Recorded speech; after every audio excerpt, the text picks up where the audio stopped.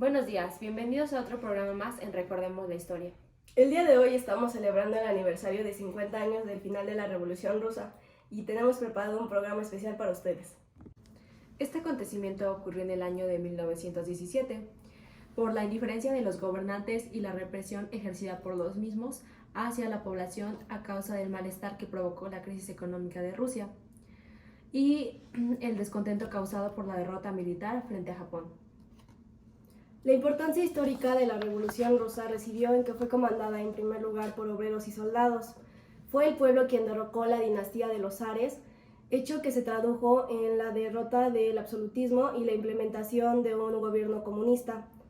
Así, la clase trabajadora orientó el gobierno de Rusia. Para tener una mejor versión de la historia, conseguimos una entrevista con Nadia Petrov, quien nos dará su testimonio sobre este acontecimiento. Vamos contigo, Andrea. Buenos días a todos. Hoy nos encontramos en la casa de Nadia Petrov, la cual es una persona que vivió la revolución.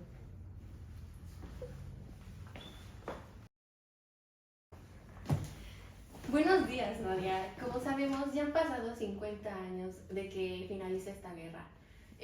¿Cómo te sientes después de que ha pasado todo este tiempo que finaliza este conflicto? Buenos días. Primero que nada, agradecerte que me hayan invitado a este programa para poder relatarles pues cómo fue que yo viví esta época, porque a pesar de que ya tiene mucho tiempo, mis memorias siguen siendo muy claras, porque me marcó todo esto lo que pasó. Bueno, Nadia, cuéntanos cuál fue la principal causa de este conflicto. Bueno, como sabrás, todo esto empezó muchos años antes, pero creo que lo que hizo como que estallara todo fue el involucrar a Rusia en la Primera Guerra Mundial, ya que por si no estábamos muy bien, créeme que eso nos dejó devastados. Primero porque empezamos a tener muchas crisis económicas, más de las que ya teníamos, y eso desató muchas hambrunas. Por lo mismo de que la economía pues, fue decayendo, nos obligó a los trabajadores, a los obreros, a trabajar horas extras por un salario que realmente no alcanzaba para nada. Mientras que obviamente el zar de aquel entonces pues nos ocupaba por su pueblo y a nosotros nos dejaba terribles. Como sabemos, claramente hubo huelgas y esta no solo fue el inicio de la Revolución Rusa, sino también de otras revoluciones. Pero, ¿cómo fue que estalló este conflicto? Bueno, todo esto, bueno, la revolución como que conocemos en sí, la de 1917, fue el 8 de marzo del mismo año, el Día de la Mujer. Yo iba a ir a esa huelga, sin embargo mi hijo enfermó y no pude asistir, pero en eso lo que se buscaba era pues mejores condiciones laborales principalmente y estaba dirigida por mujeres. Sin embargo, aquí lo curioso es que no eran solamente las mujeres quienes estaban en desacuerdo, era pues todo un pueblo, toda una sociedad quien estaba en contra del gobierno. De hecho, una de las cosas que creo que más se oye, no sé si he escuchado hablar del Domingo Sangriento. Bueno, pues esa fue una huelga pacífica, totalmente pues sin armas ni nada, ese tipo de cosas, ¿no? Sin embargo, terminó en una matanza terrible y lo que se buscaba era igual mejores condiciones laborales y obviamente pues el ser escuchados, ¿no? Después de tantas cosas que habíamos pasado. Sin embargo, pues terminó en una total catástrofe.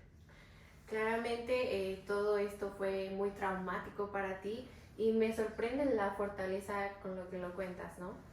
Pero pues también gracias al Día de la Mujer el pueblo tomó la fuerza para desatar este descontento contra el gobierno, ¿no? Pero cuéntame, ¿qué pasó cuando la gente irrumpió el cuartel de regimiento de Pavlovsky? No sabría decirte específicamente cosa por cosa lo que pasó, porque no estuve como en el epicentro, pero lo que se puede decirte y algo que nos sorprendió a la mayoría fue que incluso los soldados se unieron a los protestantes. O sea, desde ahí te das cuenta que no fue solamente por parte de los ciudadanos el descontento, incluso ya los mismos soldados que estaban en teoría del lado del gobierno empezaron también a rebelarse, y eso fue algo que pues, nos dio ventaja para dar la victoria.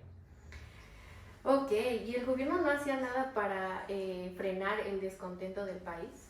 Sí lo hicieron, pero lo hicieron unos años antes. De hecho, por eso de 1905 más o menos, Nicolás aceptó hacer una asamblea de nombre Duma, en donde de alguna manera como que nos dio ciertas libertades, una ley electoral para nosotros los trabajadores, pero tampoco sirvió de mucho, ¿sabes? Porque al fin y al cuentas, pues, de una dinastía de muchos años, no es como que de repente ya le vas a todo el pueblo, ¿verdad? Entonces, como que seguía imponiendo su poder, él podía quitar las leyes que él quería, entonces pues prácticamente regresamos a lo mismo.